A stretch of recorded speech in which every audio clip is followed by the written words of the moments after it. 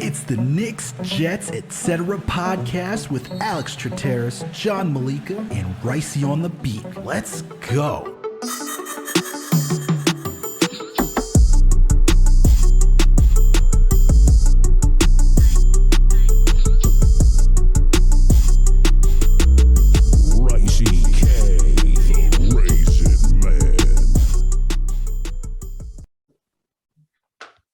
What's good, everyone? Alex Trataros here with another Knicks episode of the Knicks, Jets, etc. podcast. And with me is always my buddy, my coach, my pal, the man with the plan, the one and only, the man who was in there at MSG, the man, myth, the legend himself, John Meleka. Dude, you got to witness what was Steph Curry's record-breaking three-point makes and way too elaborate ceremony for a man to just do this all at MSG. I agree. It was way too much. Honestly, I was watching that. I was like, this is gross. I was going to tweet out. I was actually going to tweet out, congratulations to Steph Curry. But then when I saw all the theatrics, I was like, you're not getting this tweet now. Nope. I'm going to be petty. I'm going to be petty and not give this to you. But guys, you probably heard that laugh too. We got this man who's back. He's back in the building with us. He's like the McRib of this podcast. He's been out, and now we got him back in stock. We got him back for the flavor.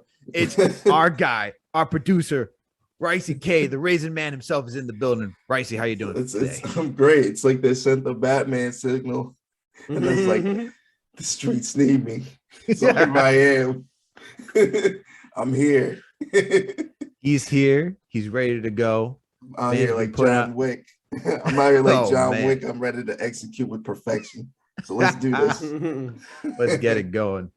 And what Raisi, it's been a minute since you've been on the Knicks pod. Yeah, you didn't get to celebrate with us when we got part of Fanside. So here's a celebration right now. We are here together, all three of us. I've been drinking champagne since we've been on Fanside. So you know, don't be fooled. I've been celebrating, but you know, it's a testament to where we're going. I think it's amazing how we did this over the course of a year, and I'm honored to be, producing and getting the inside scoop with these pod episodes. I'm telling you, if you guys are in day ones, you're in for a treat. Trust me, it's greatness. You're witnessing. It's just loaded. Just bear with us. We're on the way. Trust me. Man is hyping us up. That's why you need a good producer, man. A man that can hype you up, gives out quality work. But this man's also been hard at work too, putting out fire beats like red light, green light. Still play out a loop. That thing doesn't stop. Thing does not stop. On the stream sites, I'm out here. The beats will not stop. I got some announcements on the way for this month, so be on the lookout. I'll plug it soon. But there we go. Shameless plug. Oh yeah.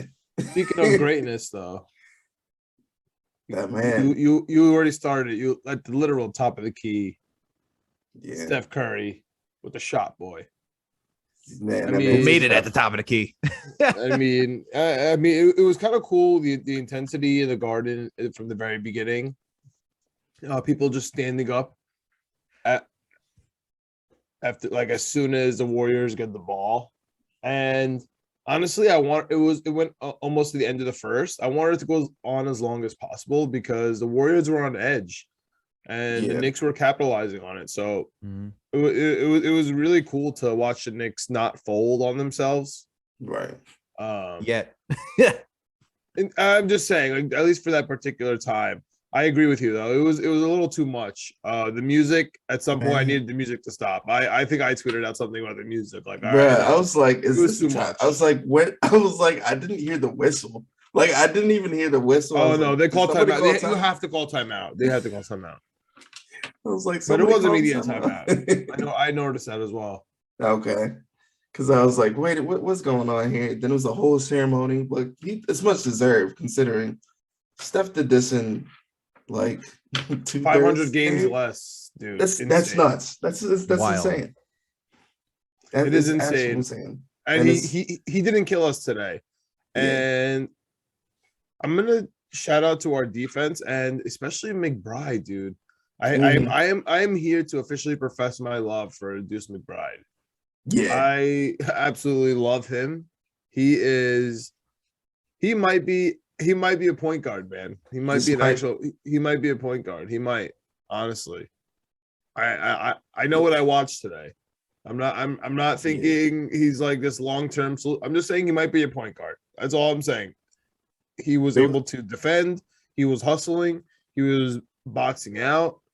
He makes like small and precise dribbles low to the ground. That's what I like about him. Yes. That's exactly what I like He has about a him. quick shot. Yeah. He's very fundamental. I really He like just him. needs to hone that. He just needs to hone Plays his the skills. passing As lane. as you Yep. guys say, like you may need 1 or 2 more off seasons, and that man's gonna be a monster. I don't know if he needs. He already has the vision. You can already tell he has some of that vision on the court.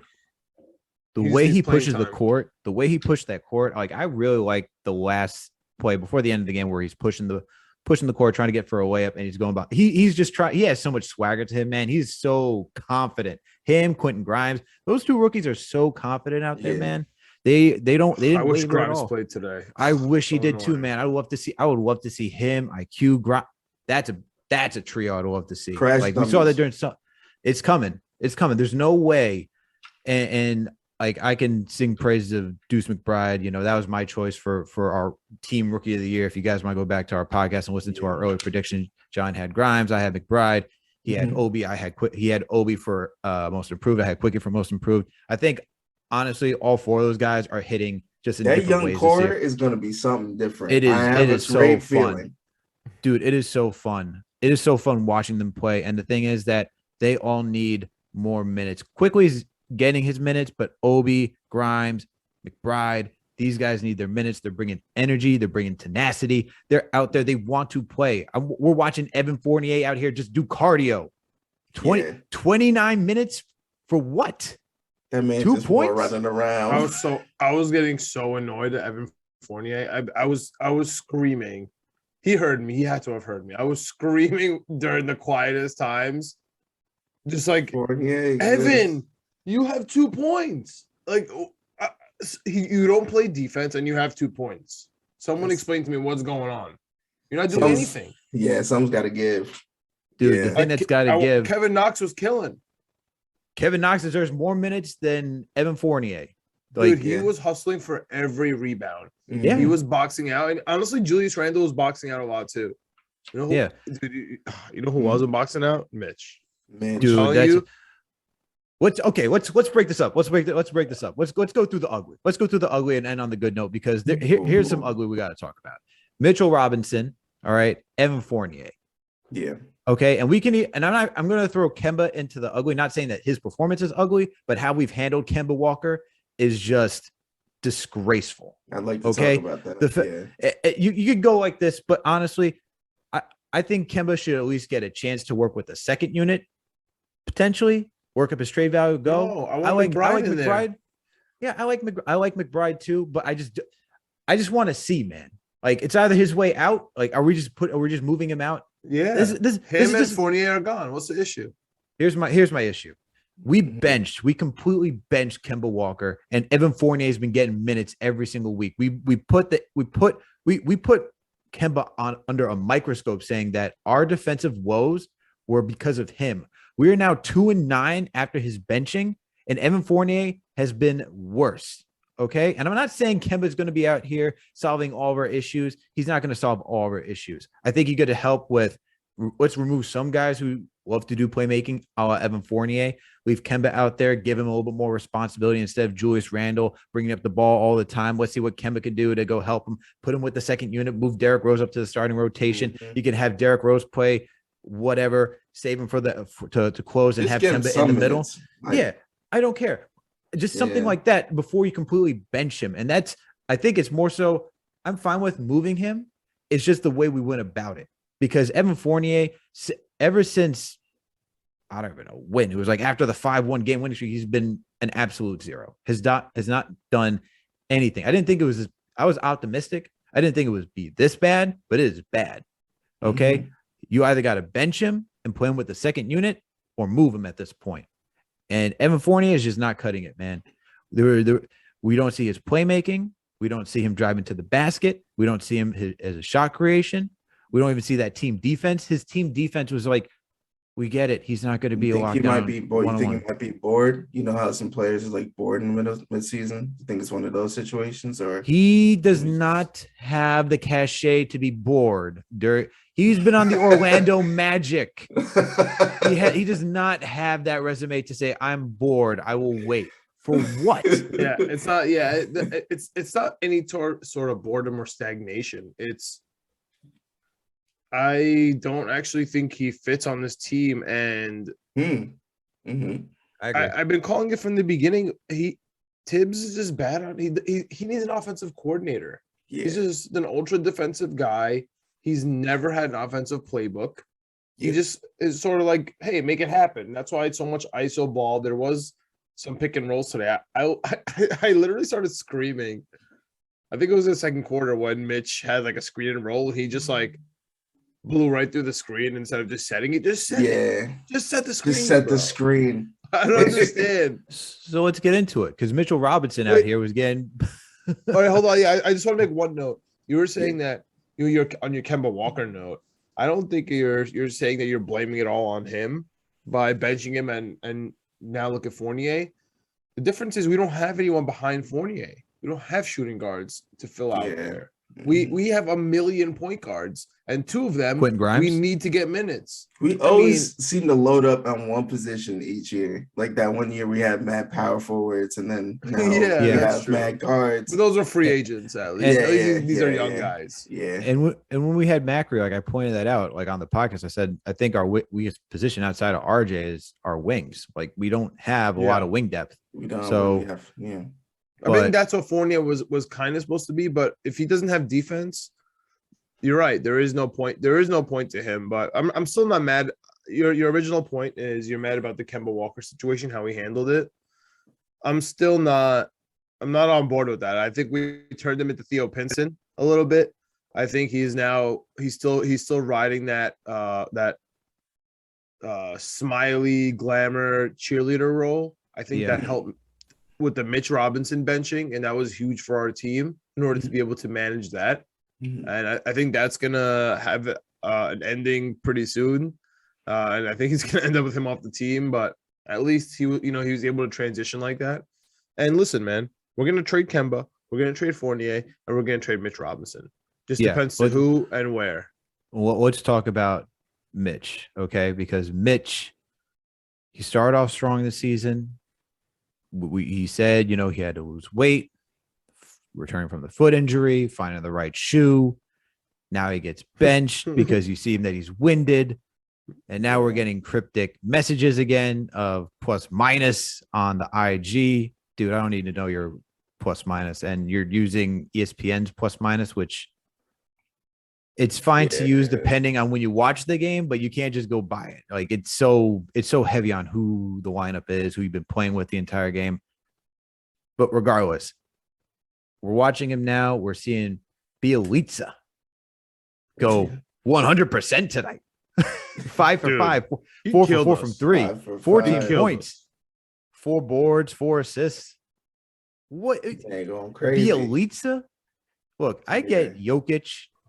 In the garden, he just said, "Let me be a tourist and go crazy in the garden." He looked like Gallo. Why does everybody get crazy in the garden? I'm sick of it. Like, yo, I think we need to be more obnoxious as fans. Like, I don't know what it is. We have to get a set of reputation because somebody seems to go off every time they come to the garden. Bielitsa going off 100% from the field. Like, what are we doing here? Dude, how you let someone go? 4 for 4 from 3. This man fouled the man. Like, damn, I don't care what you got to do. But you're letting this man get into rhythm. Look, like I said, I can get Vooch. I can get Jokic. Bielitsa coming off the bench.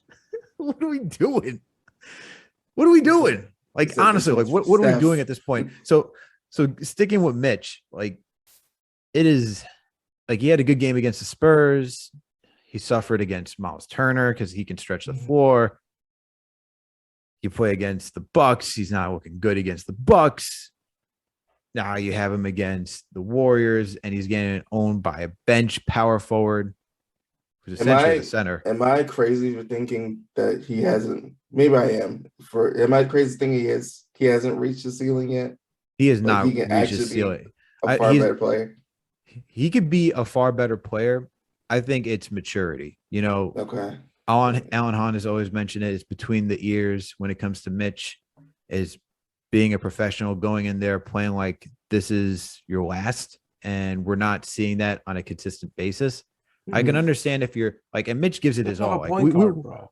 Huh? He doesn't have a point guard. He doesn't have a point guard. Fine. But look, when you can't pick and choose when you're going to go 100%. And that's the thing. Even when he was injured at the beginning, still he's given 100% effort. Now he's just lackadaisical on screens. He's not boxing out. He picks and chooses when he wants to do it. You see guys you see quickly talking to him saying, hey, look for this. And you're walking away just like you're irritated. You see RJ doing the same thing to you too. And you're walking away like irritated. He was pissed coming off the bench today. When he got benched today, Mitch was mad. And I could see that from 22 rows up. Yeah. But you know what? Like, he deserves it. You can't let Bielitsa go out there and go 100% from the field. Like, this is where it's long rebounds. Long rebounds that lead to transition buckets drive me nuts. So not only are we leaving them open for the three, then we're letting them get the long rebounds, and then they're running for a fast break. Like, I don't understand. It's a mess. Right. What are your thoughts on Mitch, man? Yeah, Mitch, he used to be tight. I mean, earlier on, he used to be tighter with, his movements, his pick and rolls, his screens, like getting rebounds and getting buckets up close. Now he just seems really, as you said, he seems mad lackadaisical, like he doesn't want to play, like he's mad comfortable. It's really alarming because it's an opportunity for you to own that role. Like, we need a big man to step up, and he could be that guy. I feel like he putting you out there. If Tibbs is putting you out there, make the most out of that opportunity. We're benching Kemba for 9 games in a row, damn near, or whatever. Like, if you're gonna play, go for it. You know what I'm saying? So it's just disappointing not seeing the effort from, because I know he's a better player than he's playing. Like, that's what's frustrating about it. Yeah, I agree. And the thing is, like, we've seen him work his way, especially like last season. Get into the middle of the season, we saw him start to get into it. Beginning of the season, we saw him starting to get into it. It's rough. It's rough for Mitch, man. And in a business standpoint, I'm thinking probably these guys are thinking of money. Like, hey, this is contract year. This is a contract year. It is a contract year. Okay. If it's a contract, you know the assignment. You gotta go off and get your check. Yeah, that's why I think we're going to trade him. That's why I think we're going to trade him. And I really hope it's a center that when they do pick and roll and they get the ball right off that, you think it's going to be before the deadline? It's going to, well, obviously. Well, I mean, we'll see. We'll see what happens. I do think it's going to be before the February deadline, or what is it, March this year, February, March, whatever it is. Yeah. Because I don't think we're going to pay him. But I hope it's for a center that once he gets that, that screen and roll and he gets the ball back, he's actually a threat to shoot from the elbow. God forbid the three. I won't even go that far. Yeah. I know that's like an anomaly. Just like an elbow shot. Like, what happens is every time they get that screen, now say Noel has it, what they do is they just, shift down, and now they're doubling Randle. Yeah. And now Noel has the ball. The 3-point wing is guarded. There's a double on Noel. The screen guy is back, and the other wing is guarded. It seems like they have 6 guys on the court, but it's not. They still have 5, but we have 4 because Noel can't do anything with the ball. He's so neutralized, or if it's Mitch. And so that's what I'm hoping for, man. I'm really hoping for a big man who can, God forbid, shoot the ball, but like at least be a threat, man. Just be a threat. Yeah. Not be a Mari Stoudemire.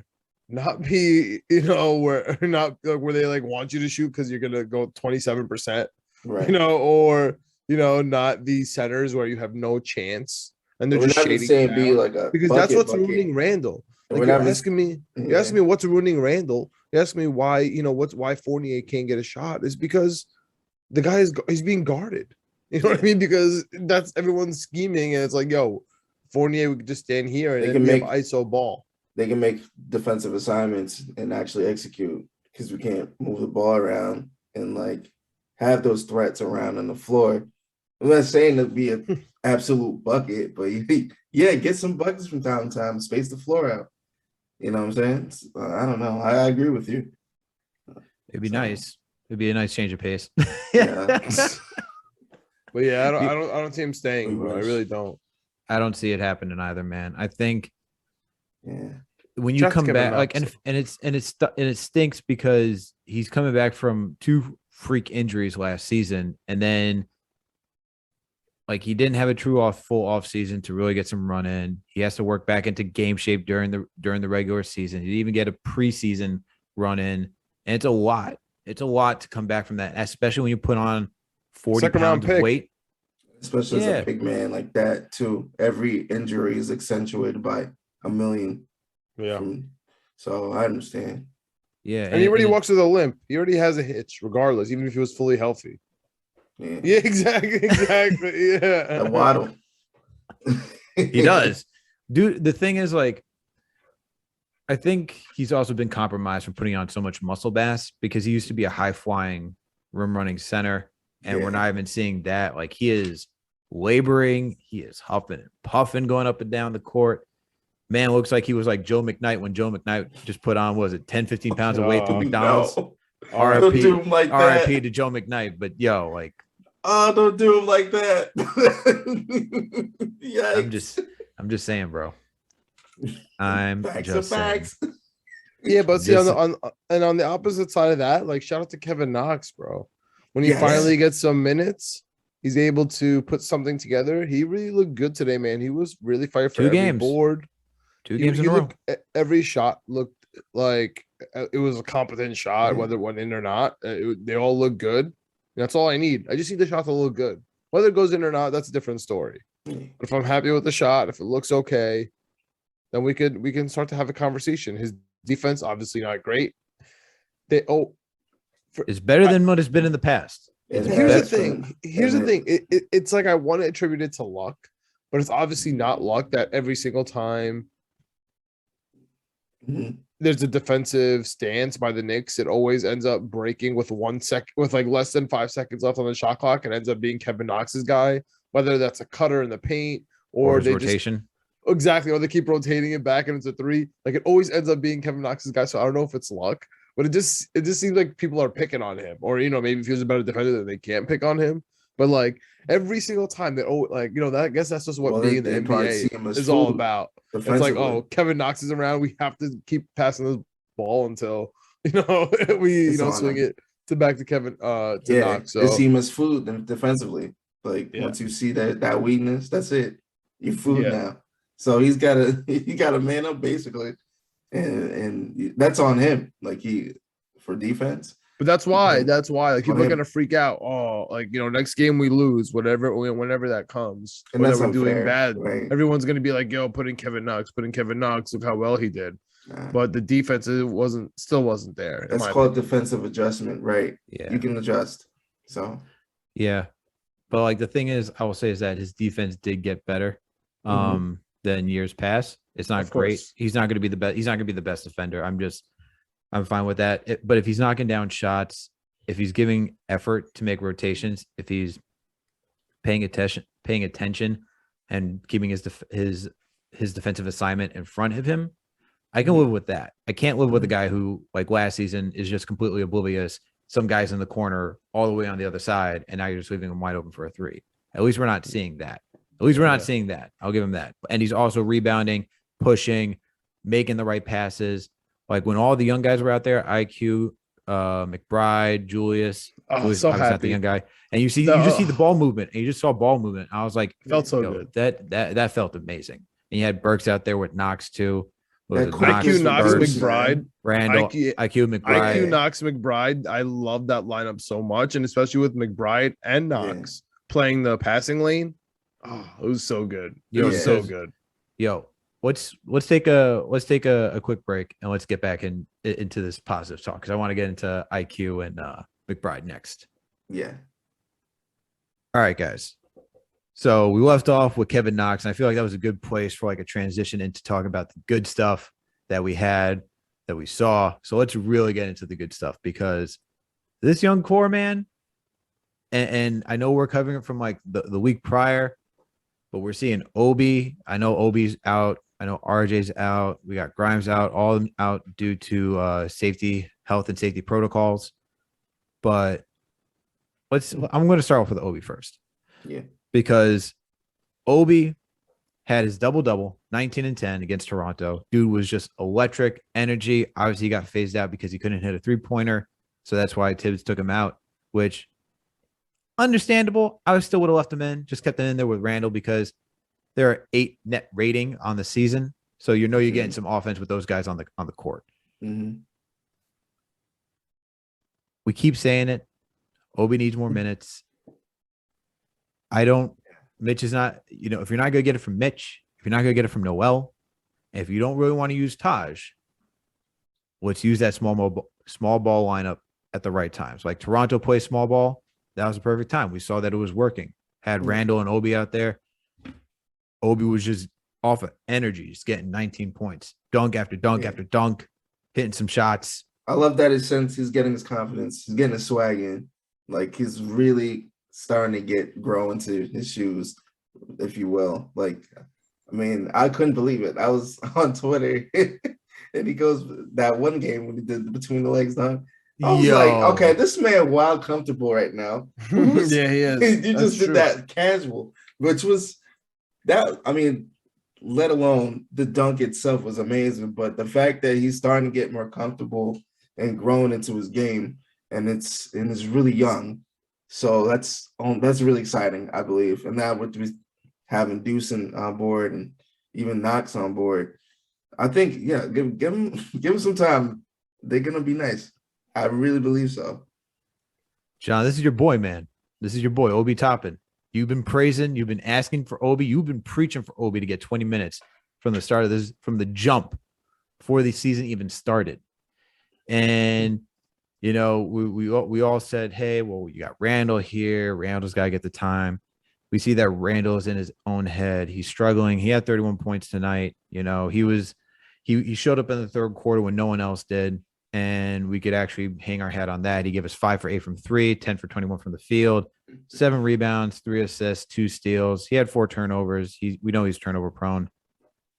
But when you see Randle struggling and you're seeing Obi thriving, I don't know how you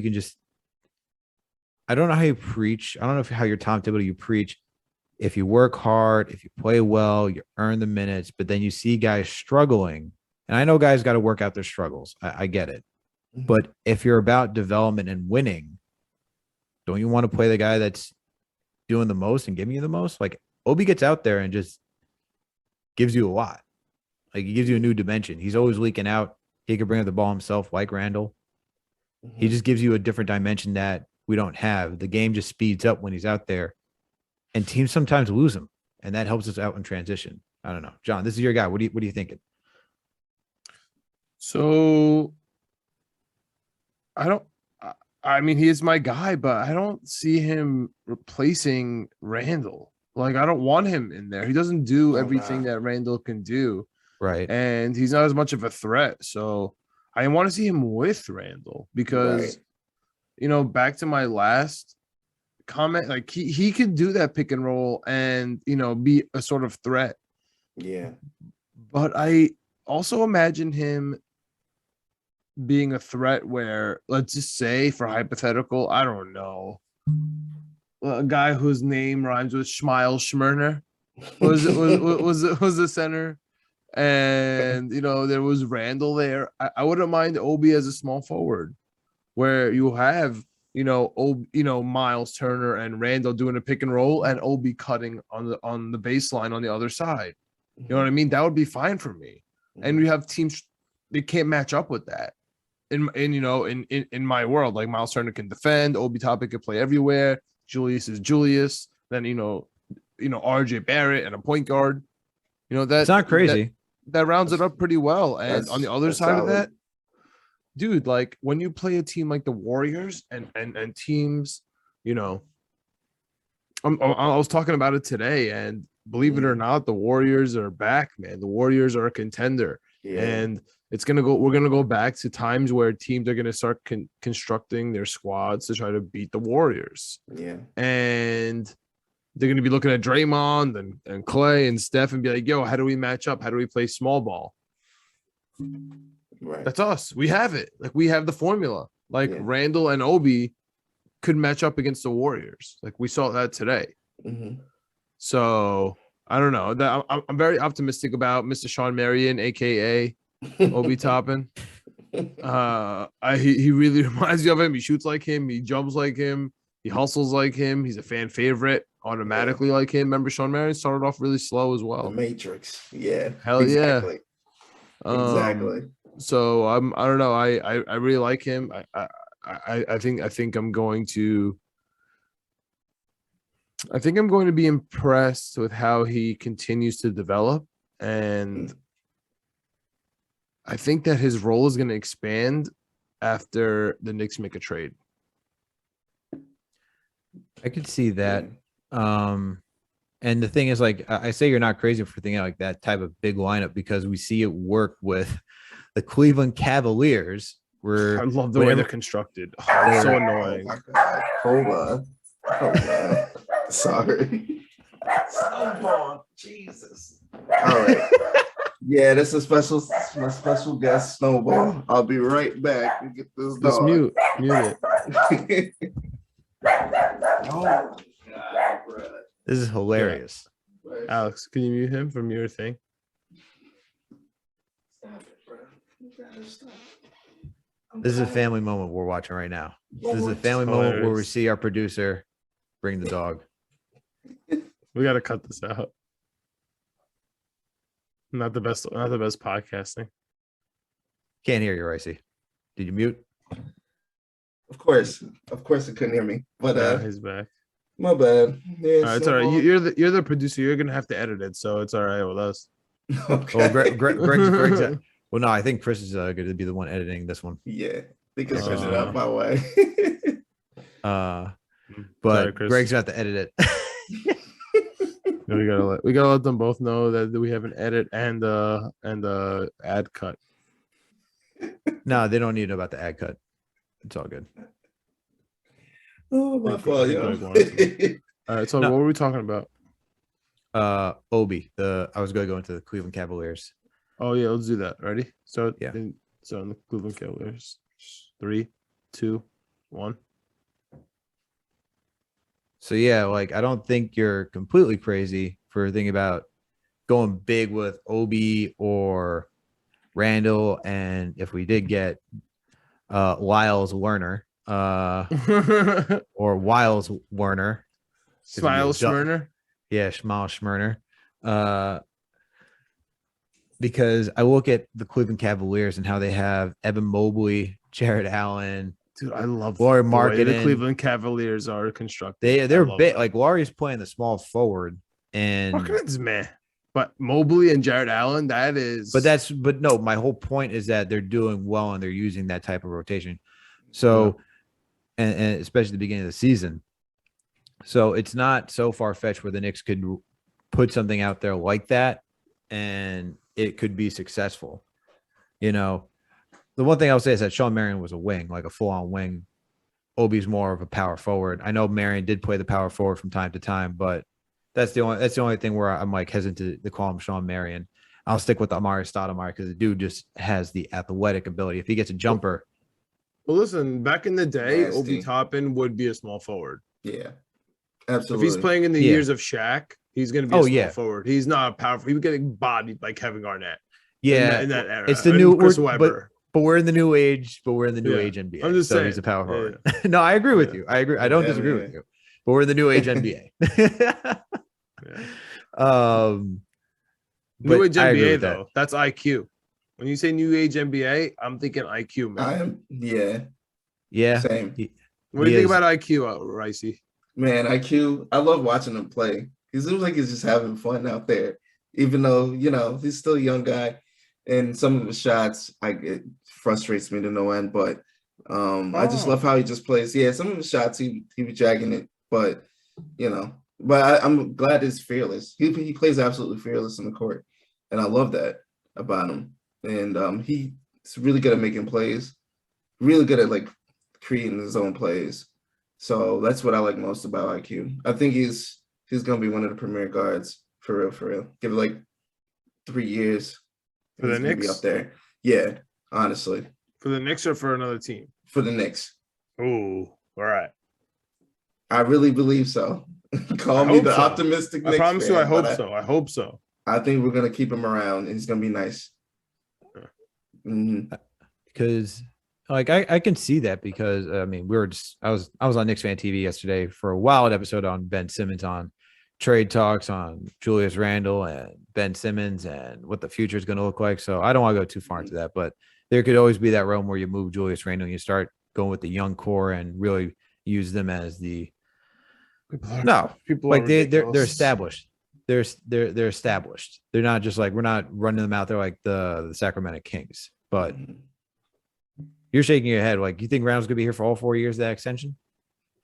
Dude, literally like 2 years ago, everyone wanted to trade Randle because he was playing poorly. Then we had the 1 year where Randle did so well, and we all repented for our sins. And we love his son and his wife and the new kid, and we follow them and all this stuff and yada yada yada. Most improved player, and now he started off a bad first 20 games, and now we want to trade him again. Like, don't we learn from anything? Like, we don't have to even look. We don't have to look far. It's not like let's read the history books. No, we just have to look at ourselves in the mirror from last year. Like, everyone just take it easy. He does not have a point guard. He does not have a center. His shooting guard that they signed for $74 million had 2 points today. Like, at some point, we have to look around and say, oh, maybe if what do we want to do? Trade him for Sabonis? Like, is that really going to make everyone excited? Like, what are we talking about, man? We're going to get Kevin Durant? Are we going to get Kevin Durant from Julius Randle? Like, because if we get Kevin Durant, I agree. The Knicks would be way better. Other than that, like, what are we talking about? I agree with you 100%. I agree with you 100%. I was praising Julius today for how he turned it around in the third quarter and legit had nobody and ended with 31 points.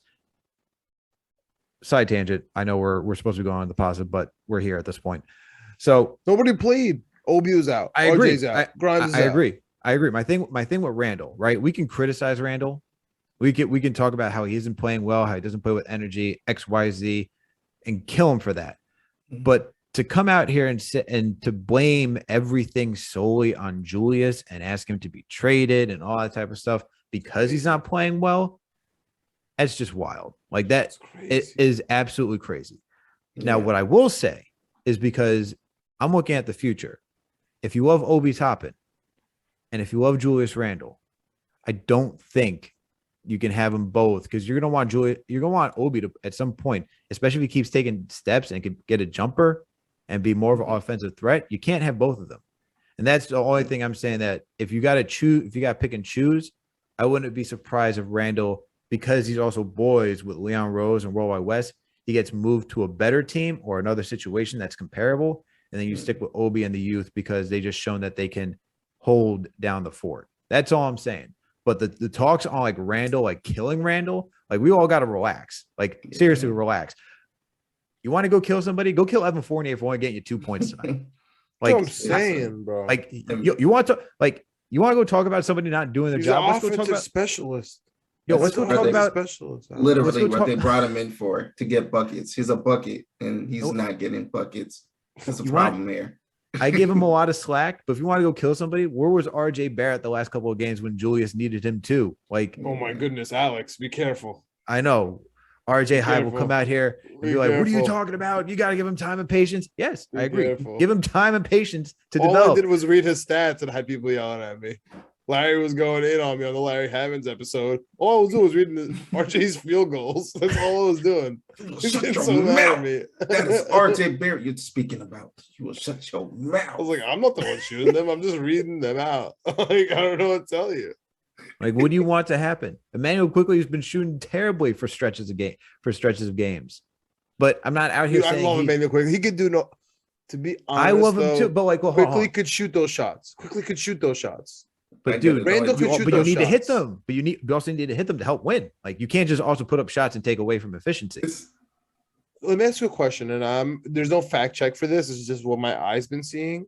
Randle Sure. has really stepped away from the elbow shot, the elbow Yes. fadeaway shots that were Yes. so nasty and so wet. And I always thought they were gonna go in. And then he's just going, he's not doing the spin move, but he's just dribbling into traffic.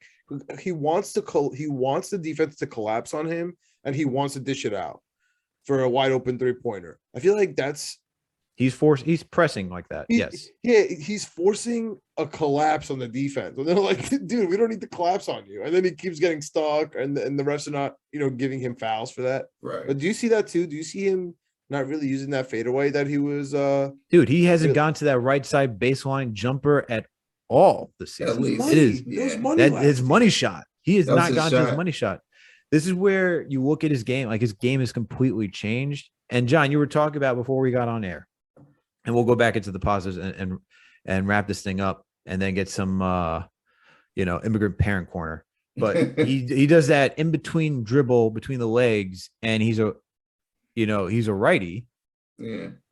And I mean, he's a lefty, and he's yet going to the right. But it's like, dude, you can't. It doesn't make any sense to go to the right when you're a Predictable lefty. what you're gonna make. Like we all know, you're going to have to come back to the left at but some to come point. back left, right? So, what? Like that makes no sense. Like, stop doing that. Mhm. Stop. Just if you're going right, go to the right side. Go get your baseline jumper. And this is where, guys try to do too much. It's like when you play a pickup game and someone's just like dribbling between the legs, trying to be all flashy. Like, bro, what do you do? Like, you're not Kyrie. Like, we're playing pickup. Just play the damn game. Julius Randle, you're a Mhm. basketball player. Just play the damn game. Just do it. Just be efficient. Just go Listen, to your man, spots. Get to he your has spots. to do too Do it. much. He has to do too much because He's got dude, nobody. in the third quarter, I'm pretty sure I tweeted out. In the third quarter, he was doing everything. He was getting the rebound. He was dribbling up the Muted. ball.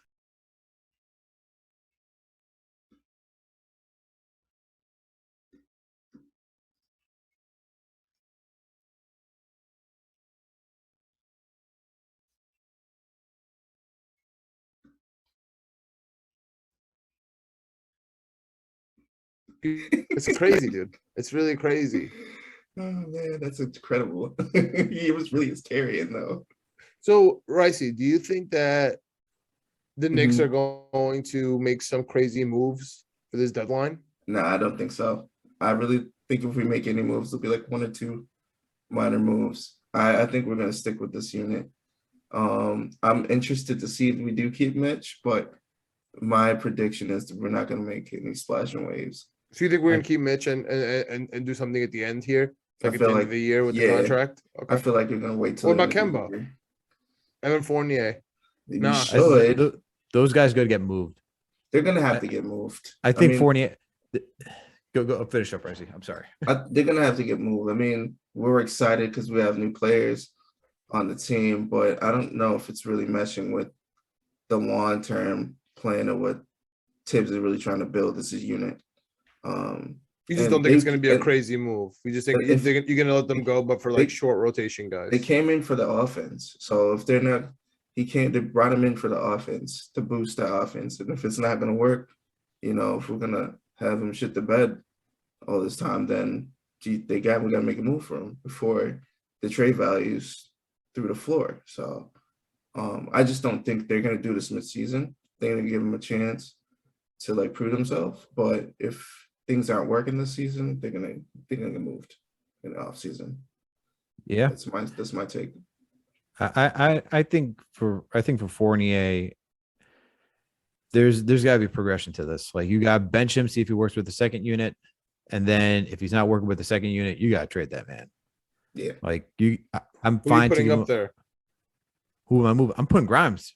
Putting Grimes in the first unit. Oh, okay. Yeah, no. Breaking news. No, he deserves to be it. Look, I said this on Knicks Fan TV last night. You got to put Grimes in that first unit. We saw Randle with Bullock last season. I think playing with Fournier is confusing for Randle because Fournier, he does do more than what Bullock can. He can play make, he can shoot off the dribble, he can drive. He has a more diverse game than what Bullock offer. I think that diversity is confusing Randle because he has no idea what Fournier wants to do. Like, Right. legit has no idea. He's like, this man can do a lot more than what Bullock can do. I have no idea what he's going to do next. I don't know him to be confused.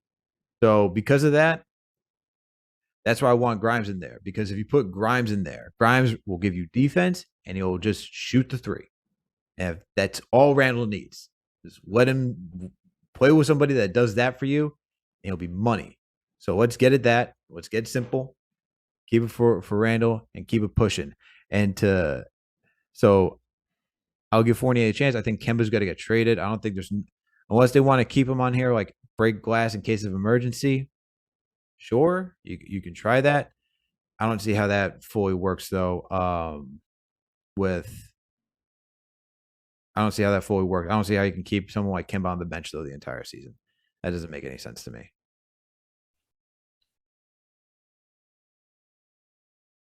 Yo, what's up, everyone?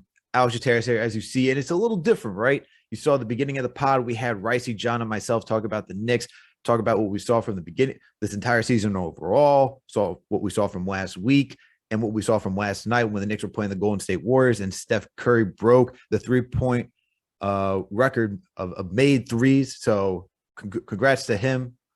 But as you see, something it's different. It's just me right now to end this pod, and that's because technical difficulties do happen. So because of that, we were not able to finish recording last night. Don't worry, we'll get Raisi back on this pod, and we'll get you another immigrant parent corner because we do love that segment. But hey, when your Bluetooth kicks out and then Comcast says, hey, no more internet, them the break sometimes. So I'm here right now to finish up this pod, talk about Quentin Grimes, Miles Deuce McBride, and the upcoming schedule, because that's how we got ended off. We got ended on a positive note because, look, we talked about guys that needed to be traded, guys who are making that strides, guys who we want to see play more, such as Obi Toppin, Quentin Grimes, Emmanuel quickly, even though he's getting his minutes, and now Miles Deuce McBride. And hey, gotta finish it off on a positive note. So let's get into it. Quentin Grimes, I'm going to start off with him because we saw him go off against the Milwaukee Bucks. All right, 27 points, 9 for 17 from the field. And then on top of that, he had 7 from 13 from 3, 2 for 2 from free throws, 3 rebounds, 3 assists, 3 steals. You know, he had his 5 turnovers, but you expect that from a rookie. But the one thing that we saw about him that we love and that we, especially me, that I want to see is him get on the floor, right?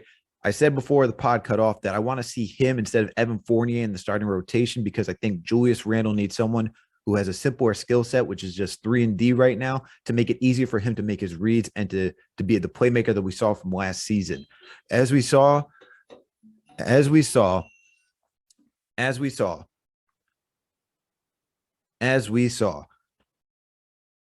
has a tough time when it comes to making the two-man between him and Evan Fournier work, because Evan Fournier, he's a more dynamic player. Even though we haven't seen it on the New York Knicks, he can play make, he can drive, he can shoot, catch and shoot, create his own shot to a certain degree. And I see that with Randle as just being too much because he doesn't know what Fournier wants to do, and Fournier doesn't really know what Randle wants to do because one, these guys are playing for the first time with each other throughout their entire careers.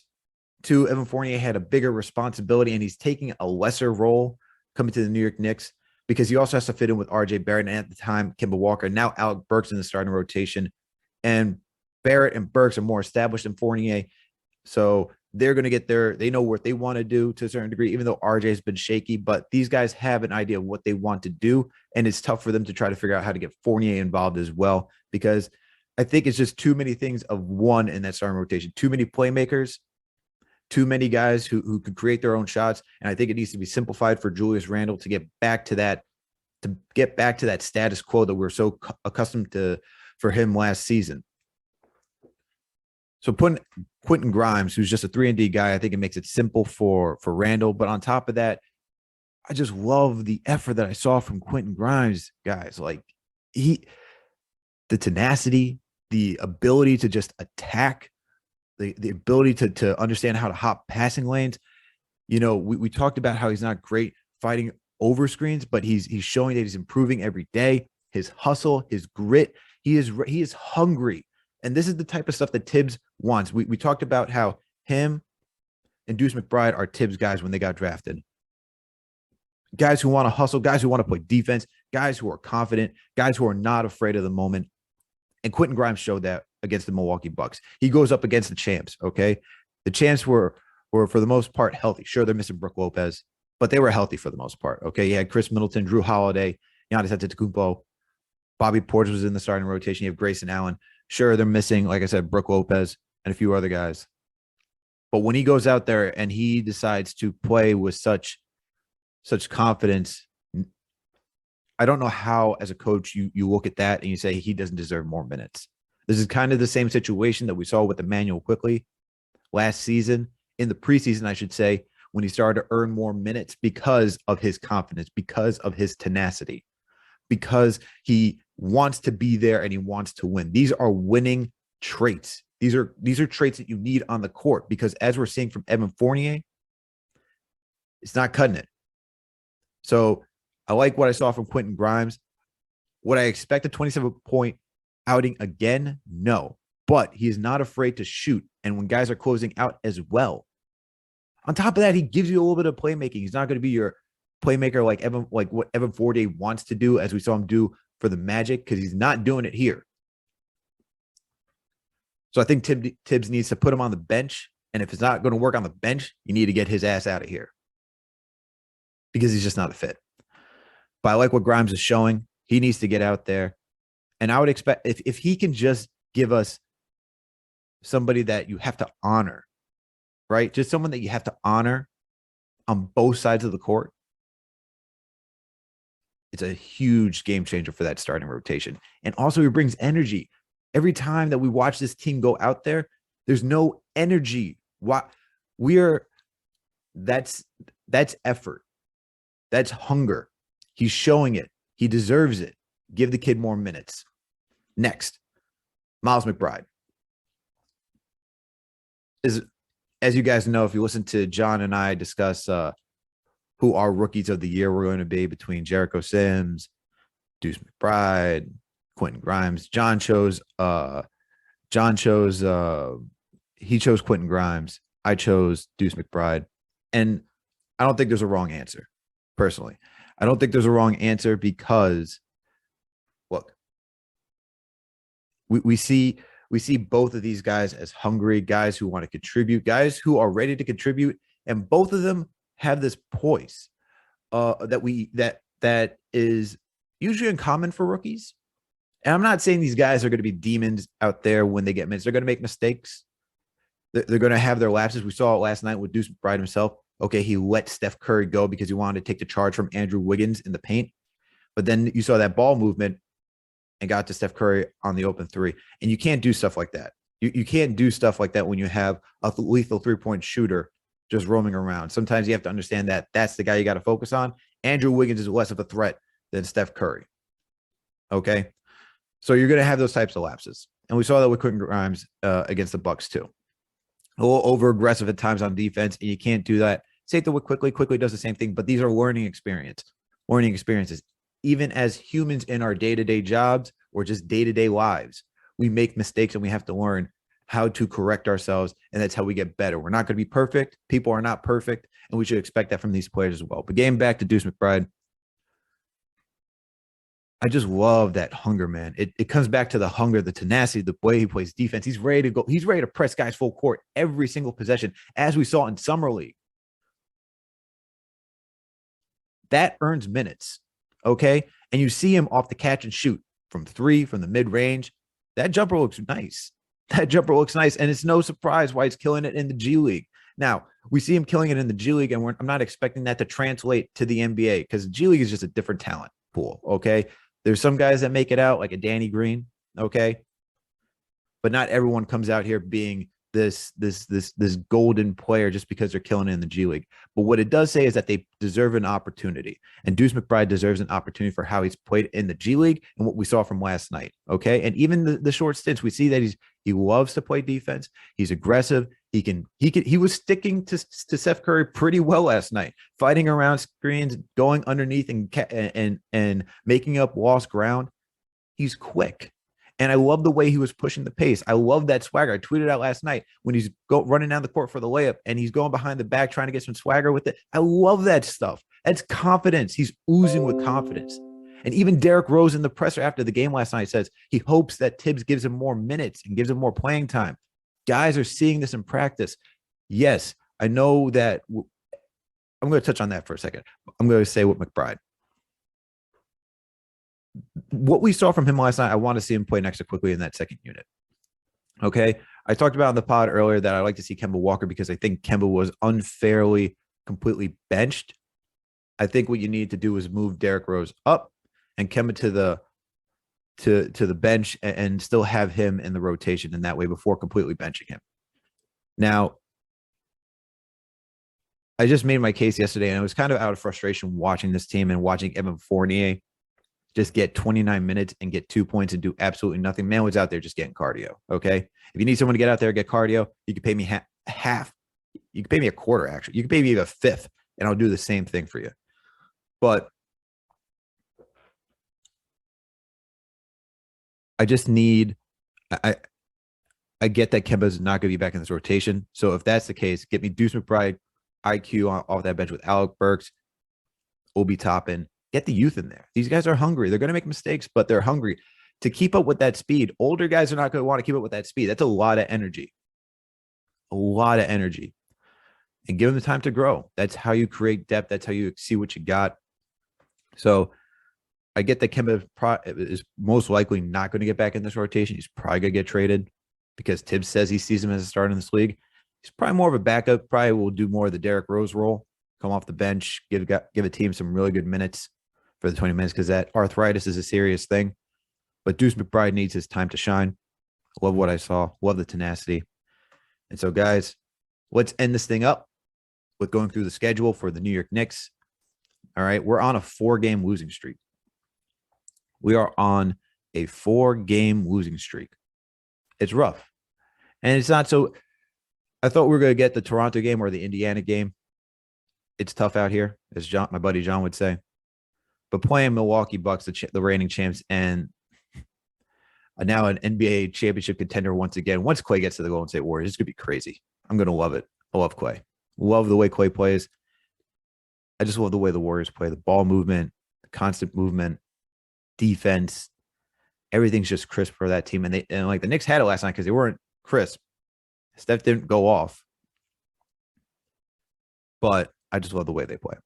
But the Knicks, getting back to the Knicks, they got a nice light schedule up until next Wednesday when we record the next podcast. We got Houston for Thursday. We got the Knicks playing Boston on Saturday. We got them playing Detroit on Tuesday. So these 3 games are winnable games, okay? Houston sure has gone on a winning streak. But they're down. They're not a good team. This is a game the Knicks should take advantage of. Hopefully they don't play Houston like they did the first time, which they were just allowing Houston to get the win. They need to come back out here, get back on track. This is a winnable game. Same thing with Detroit. That's also a winnable game. The Boston game, which I will be at, that's a toss-up. Because I look at Boston and the Knicks as similar teams as they're still trying to figure out their identity. There's a lot of hiccups.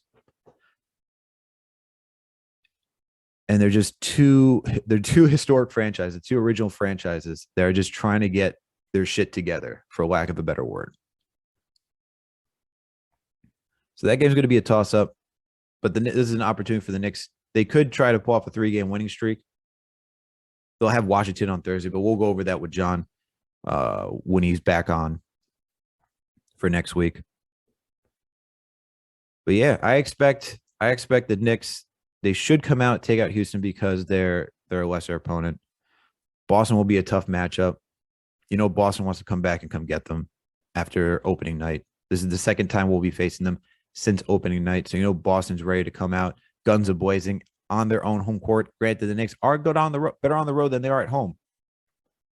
You know, Boston wants to give them some payback. So that one's going to be a tough one. And then Detroit, we're home again. We're home against Detroit. We should beat Detroit, but this team is just so unquestionable at this point. But you know what? If I have to give a firm answer, it's going to be 2-1 for the Knicks in this upcoming stretch. So those are my predictions.